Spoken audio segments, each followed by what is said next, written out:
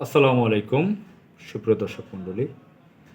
রাজনৈতিক দলগুলোর সাথে বর্তমান অন্তর্বর্তীকালীন সরকারের প্রধান উপদেষ্টা জনাব মোহাম্মদ ইউনূস একটি মিটিং করেছেন, তাদের সাথে বসেছেন, কথা বলেছেন। আজ বিকেল 4টার পরে বিভিন্ন রাজনৈতিক দলের সিনিয়র নেতাগণ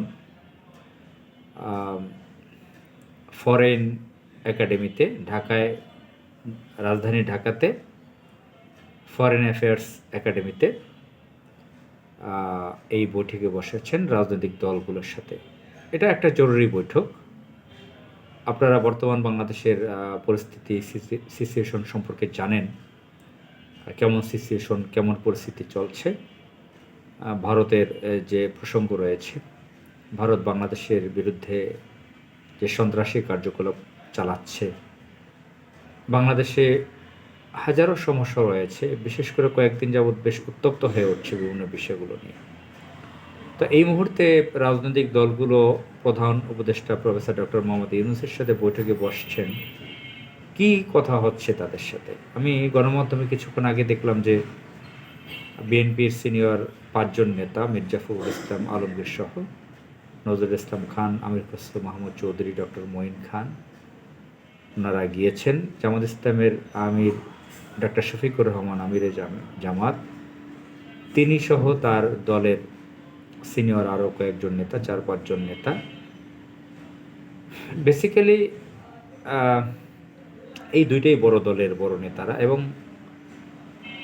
অন্যান্য যে ছোটোখাটো দলগুলো রাজনৈতিক দল হিসেবে পরিণত হতে চায়, যাদেরকে অনেকে মিডিয়ার কল্যাণে অনেকে চিনে, বিভিন্ন তরুণ বয়সের আছে, এর মধ্যে বয়স্ক লোকও আছেন কয়েকজন।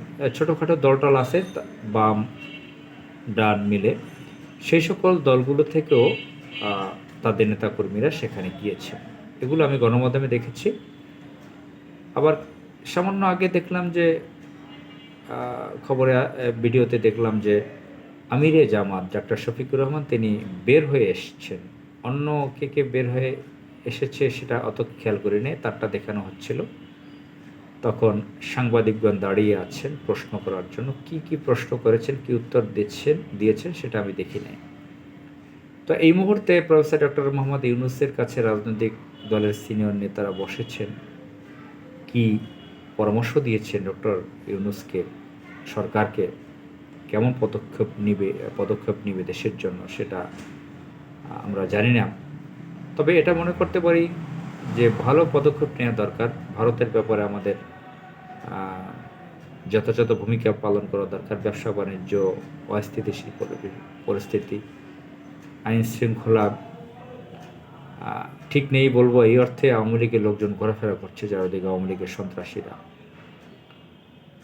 আওয়ামী লীগের লোকজনকে তেমন খুব অল্প কয়েকজনকে গ্রেফতার করা হয়েছে, অধিকাংশ আওয়ামী লীগ গ্রেফতারের বাহিরে আছে। বাজার সিন্ডিকেট সমস্যা আছে। বিশেষ করে এখন সবচেয়ে বড় সমস্যা হচ্ছে ভারতের যে ব্যাপারটা। ভারত তাদের এজেন্ট শেখ হাসিনা ফ্যাসিস্ট খুনি, সে যখন তাদের কাছে চলে গেছে, পালাতে বাধ্য হয়েছে, তখন ভারত সরকার উলঙ্গ হয়ে গেছে, চরম উলঙ্গপনা, উগ্রতা দেখাচ্ছে। তারা সহ্য করতে পারছে না সোনার ডিম পাড়া হাঁস, সেটা যদি হাতছাড়া হয়ে যায়। হাসিনা ছিল তাদের কাছে সোনার ডিম পাড়া একটা হাঁস। তো যাই হোক, আমরা আশা করি রাজনৈতিক দলগুলো সরকারকে সহযোগিতা করবো ভালো কাজে। সরকার যাতে রাজনৈতিক দলগুলোর ভালো কথাগুলো নোট করে নিয়ে কাজে লাগায়, দেশকে ভালোর দিকে এগিয়ে নিয়ে যায়। বাংলাদেশের পরিস্থিতি ভালো লাগছে না, অর্থনৈতিক অবস্থা খুবই খারাপ, দ্রব্যমূল্য চরম ঊর্ধ্বগতি।